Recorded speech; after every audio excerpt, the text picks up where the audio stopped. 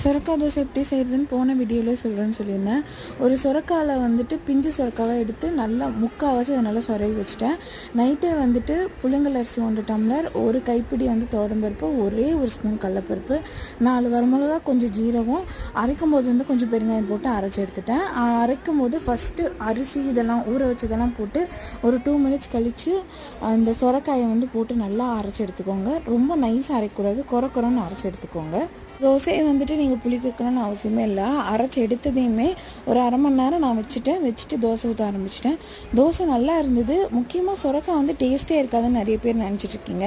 சுரக்காய் வந்து பயங்கர டேஸ்ட்டாக இருக்கும். ட்ரை பண்ணி பாருங்கள். வெயிட் லாஸ் பண்ணுறவங்க, டயட் இருக்கிறவங்க, இல்லை நார்மலாக ஹெல்த்தியாக இருக்கணும்னு நினைக்கிறவங்களே தாராளமாக இந்த தோசை ஊற்றி சாப்பிட்லாம். தோசை மாவு கன்சிஸ்டன்சி வந்து ரொம்ப தண்ணியாக இருக்கக்கூடாது, ரொம்ப கெட்டியாகவும் இருக்கக்கூடாது. நான் காமிச்சிருக்கேன் இல்லையா, அந்த மாதிரி தான் ஊற்றணும். ரொம்ப தண்ணி விட்டிங்கன்னா தோசை வந்து கரெக்டாக வராது.